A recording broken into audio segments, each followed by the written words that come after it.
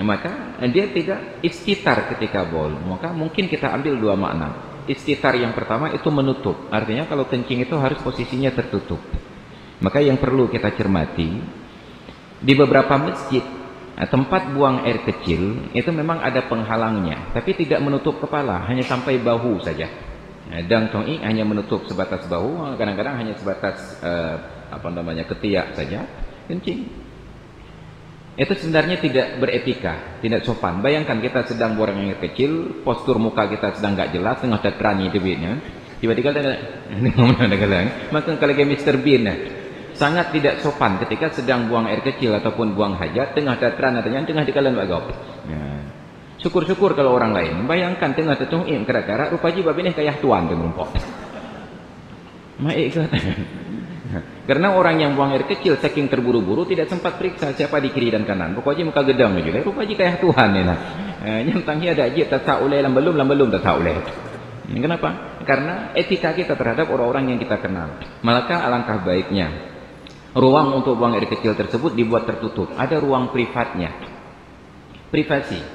Sehingga nyaman. Maka ada sebuah masjid dekat dengan kita di sini. Tempat buang air kecilnya agak sedikit lebar, luah aja. Kemudian tidak ada dinding pembatas sesamping, hanya sebatas untuk tempat berdiri. Nyan tadang bat tagaunya pantau lerung lahno, tadang tunai pantau lerung lahno, tadang bat dengan tengah wiwiuna lemah kalan. Hanam tak hodang gitu. Saya nggak jadi buang air kecil, kemudian saya keluar, ketemu dengan pengurus masjid dan kebetulan ada kecilnya di tempat tersebut. Saya bilang, Pak kecil, itu seharusnya tempat buang air kecil bisa dimaksimalkan jadi 6 ruang, karena hanya ada 3 ruang saja. Kalau 6 ruang menjadi sempit dan lebih nyaman. Apalagi kalau sempat ditarik dinding ke belakangnya sedikit. Pelamnya nak ngentuk ikut na pintu. Ya ke Ustaz, bab karat-karat merompok bantuan dana ekspresi gak muka desak-sak juga nak nilai. Ya, jadi oleh dipegat ternyata baru tukuh nyaman. Seharusnya tempat qada hajat itu tempat yang menyamankan. Maka saya teringat waktu di pesantren dulu di Lamno, itu tempat buang hajat kami tempat yang paling nyaman di dunia. Bahkan ada kawan-kawan daripada bangun ke masjid untuk salat subuh lebih memilih untuk ke WC, nyandum nyaman. Kenapa? Karena langsung bak krung lamno. Jadi dibuat tempat agak sedikit tinggi, kemudian jatuh nyandum manyang tempat rek tangki yo terutnya. Nyandum manyang. Kalau siang-siang itu ada pemandangan live. Ada bot-bot yang lewat di depan. Nyahai tak mahayal enak. Seharusnya tempat buang hajat itu tempat yang sangat nyaman.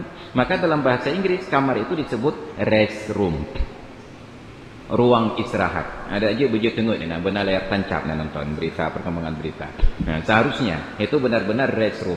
Tiba-tiba rest pun tidak bisa diturunkan di room tersebut. Kenapa? Karena tidak nyaman. Maka istitar, seharusnya buang air kecil tersebut di ruang yang tertutup, bukan ruang yang terbuka. Tapi seburuk-buruknya kita masih lebih sopan daripada turis-turis Tionghoa yang datang ke Indonesia. Apa yang jadi itu kalau saya kata pun baca tinggung juga. Itu anehnya mereka. Alih pekan standar adab rusak. Maka kita melihat mereka standar buang adab tersebut tidak ada. Seburuk-buruknya kita masih malu. Tapi sekarang kita sudah mulai beradaptasi. Bahkan kucing pun yang dulu malu-malu. Saya ingat waktu kecil saya kucing kalau buang hajatnya ikuh danau lah. Ikuh danau beri itu tapi ternyata sekarang aneh ikuh le ini.